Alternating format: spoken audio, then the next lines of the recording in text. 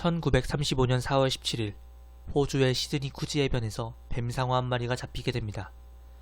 이 뱀상어는 길이 4m, 몸무게 500kg가 나가는 상어였는데 쿠지 해변에서 약 3km 떨어진 곳에서 발견되어 근처에 있는 쿠지 아쿠아리움으로 옮겨졌습니다. 그리고 아쿠아리움으로 옮겨진 이 뱀상어는 대중들이 보는 앞에서 사람의 팔을 토해냅니다. 원래 쿠지 해변에는 상어의 출몰이 잦았고 사람이 상어에게 물리는 사고가 빈번하게 일어났던 곳이었고, 이로 인하여 많은 사람들은 어떤 사람이 바다에서 수영을 하다가 상어에게 잡아먹혔고 소화가 되지 않은 팔이 상어 뱃속에 남아있었다가 토하면서 나온 것이라고 생각하였지만, 경찰 측에서는 상어가 토해낸 팔의 주인이 상어에게 잡아먹혀 사망한 것이 아니라 누군가에게 살해를 당했다고 주장하였습니다. 그 이유는 만약 상어가 팔의 주인을 잡아먹었다면 최소한 상어의 뱃속에서 다른 신체 부위도 나와야 하는데 다른 부위는 발견되지 않았고, 피해자의 팔이 상어에게 물어뜯긴 것이라면 상어의 이빨 자국이 나와야 하는데 그런 것이 전혀 없었으며 오히려 칼에 잘린 것처럼 깨끗하게 잘라져 있었기 때문이라고 하였습니다. 그로 인하여 경찰은 상어는 사람을 잡아먹은 것이 아니라 그냥 바다에 버려져 있던 사람의 팔을 삼킨 것이라고 결론을 지었고 수사를 시작했습니다. 경찰은 팔의 주인을 찾기 위해 필사적으로 노력하였습니다. 상어의 뱃속에서 나온 팔은 왼팔이었는데 어깨 축지에서 손끝까지였으며 팔의 안쪽에는 두 사람이 권투를 하는 문신이 새겨져 있었다고 합니다. 게다가 손목에는 밧줄로 묶인 것으로 보이는 흔적이 고스란히 남아있었고 팔의 지문은 상어의 위액에 의해 심하게 훼손되어 있었다고 합니다. 이렇게 지문이 심각하게 훼손되어 있어 신원을 밝히기 어려워 수사에 난항을 겪고 있던 와중 경찰서에 에드윈 스미스라는 한 남자가 찾아옵니다. 에드윈 스미스는 상어 뱃속에서 발견된 팔의 주인은 자신의 형인 제임스 스미스의 것이라고 주장하였으며 그 증거로 사진 한 장을 보여주었습니다. 그 사진에는 상어 뱃속에서 발견된 팔의 것과 동일한 문신이 동일한 자리에 새겨져 있었으며 에드윈은 형 제임스 스미스가 팔이 발견되기 열흘 전인 4월 7일에 크로놀라 해변으로 휴가를 떠났고 4월 7일에 통화를 했는데 그 이후부터 실종 상태였다고 말을 하였고, 경찰은 에드윈이 보여준 사진과 증언을 토대로 피해자의 신원은 제임스 스미스라고 결론을 내렸습니다. 그 이후 경찰은 해군과 협조하여 제임스 스미스의 나머지 신체 부위를 찾으려고 했지만 왼팔을 제외한 나머지 신체 부위는 찾을 수 없었다고 합니다.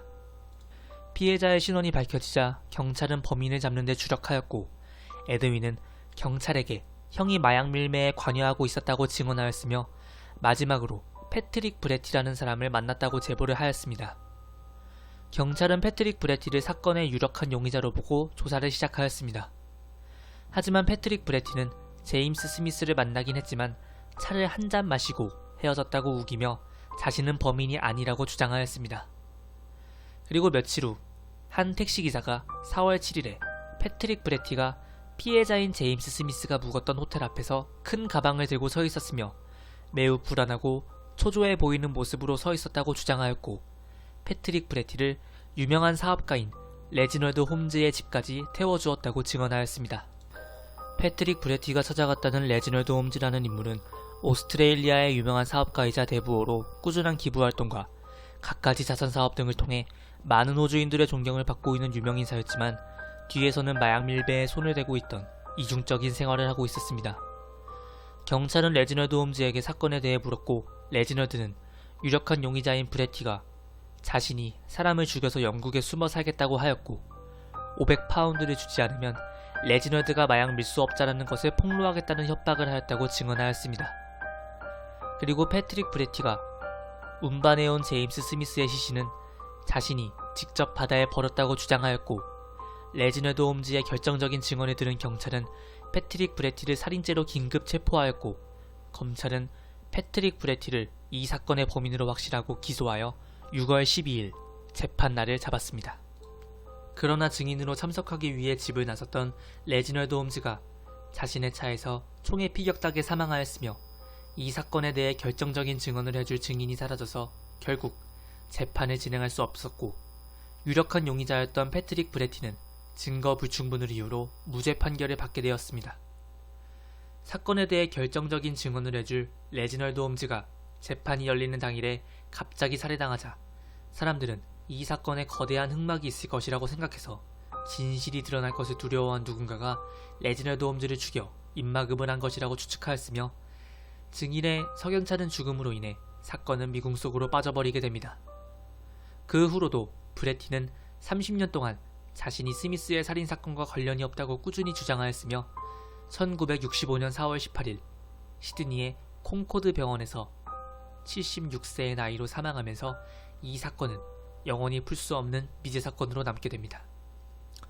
갑작스럽게 나타난 상어와 그 상어가 뱉어낸 팔로 인하여 시작된 호주 최대의 미제 사건인 일명 샤크 암 사건.